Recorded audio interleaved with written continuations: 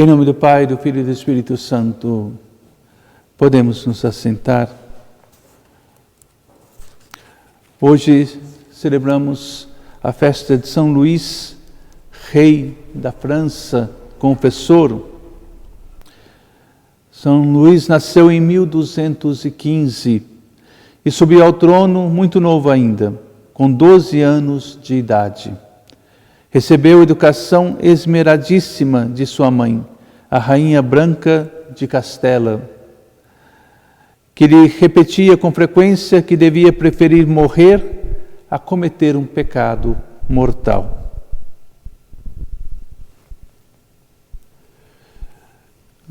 Muitas vezes, no mundo em que vivemos, onde o pecado é exaltado, se prefere muitas vezes pecar do que aceitar com amor as doenças que Deus manda, os sofrimentos que Deus manda. São Luís, ele perguntava para o seu servo Joinville o que ele preferiria, a lepra ou o pecado mortal. E ele respondeu que 30 vezes preferiria o pecado mortal. São Luís então se escandaliza de tamanho desse temor, falta de temor de Deus. Muitas vezes o homem, ele age dessa maneira, com essa falta do temor de Deus, preferindo o pecado, tendo uma boa saúde nesse mundo, do que doente viver a santidade. Essa preferência do pecado é fruto, claro, de uma vida longe de Deus, uma vida onde não há penitência, onde não há oração, onde não há vida sacramental, nada disso. Então, claro, se deixa levar pelas preferências do corpo, do bem-estar, da alegria sentimental, sensorial, e não da alegria do coração verdadeira, alegria que vem de uma vida de fé.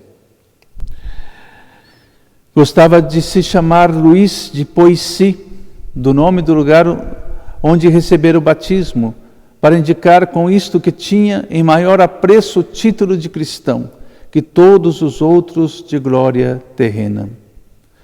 Foi o rei mais santo e mais justo, diz Bossuet, que jamais cingiu a coroa.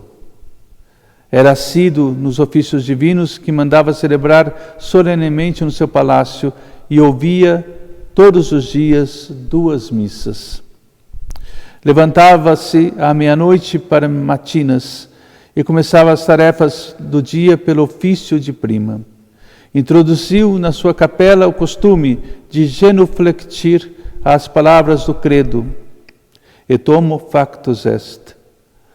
E na paixão, onde vem que Jesus respirou, costume que depois foi adotado pela Santa Igreja.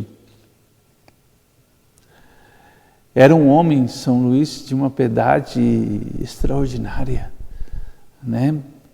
Como ele fazia questão de ser chamado de Luís de Poissy, que era o lugar onde foi batizado, para lembrar que ele era um cristão.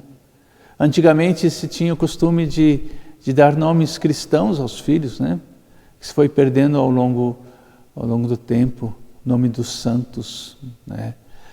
Isso é um costume salutar, para que lembre que é cristão, lembre que é filho de Deus.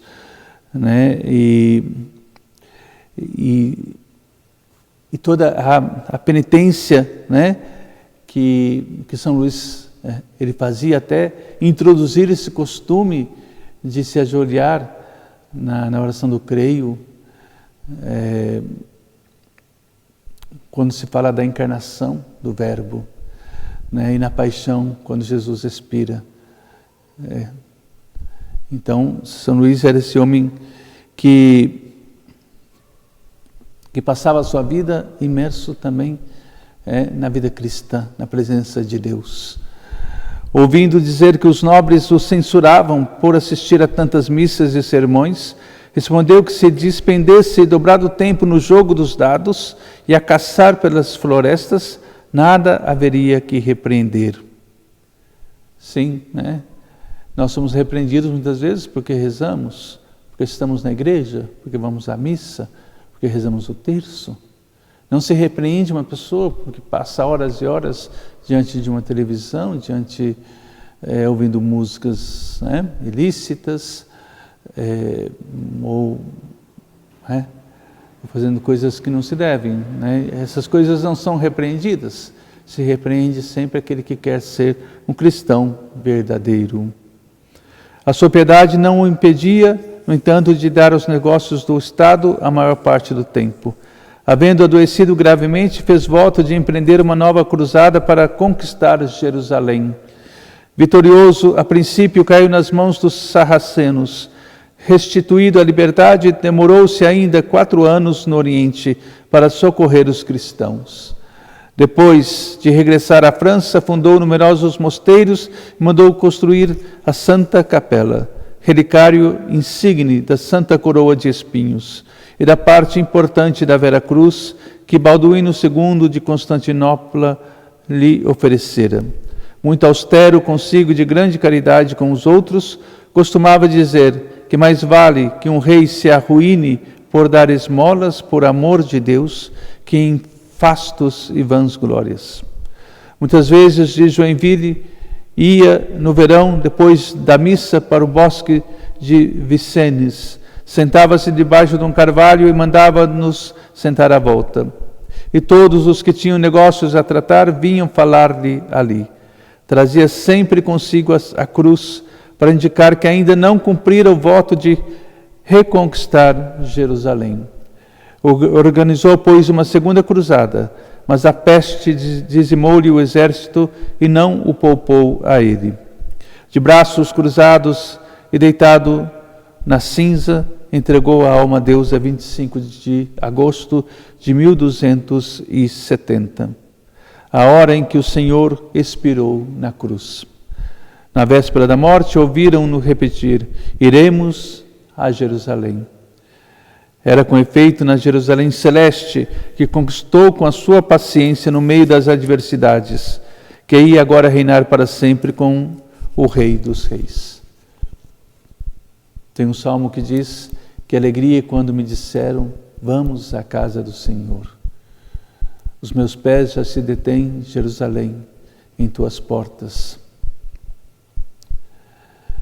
Essa alegria que tem o santo, que vai sempre ao encontro do Senhor, através da vida de santidade, mas também através do sofrimento e da morte, né, que vem como que coroar a vida de santidade, que é essa passagem para a vida eterna.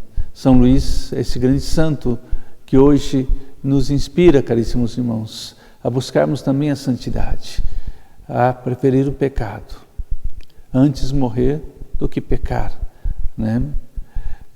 Dizia também São Luís Gonzaga, né? Antes morrer do que pecar. Que esse possa ser também o nosso lema e o nosso desejo íntimo de seguir a Cristo. Por mais fracos que sejamos hoje, nós temos a graça da igreja, da confissão, a graça, né, de sempre recomeçar, a graça de sempre sair do pecado. Então não desesperemos da misericórdia de Deus, não, né? Mas vamos ao encontro do Senhor com muita humildade. Assim ia São Luís se confessar. Ele ia se confessar e esperava a penitência que o confessor lhe dava para expiar os seus pecados. Que nós também possamos sempre estar nessa disposição de viver a vida na graça, longe do pecado que nos afasta de Deus. Louvado seja o nosso Senhor Jesus Cristo.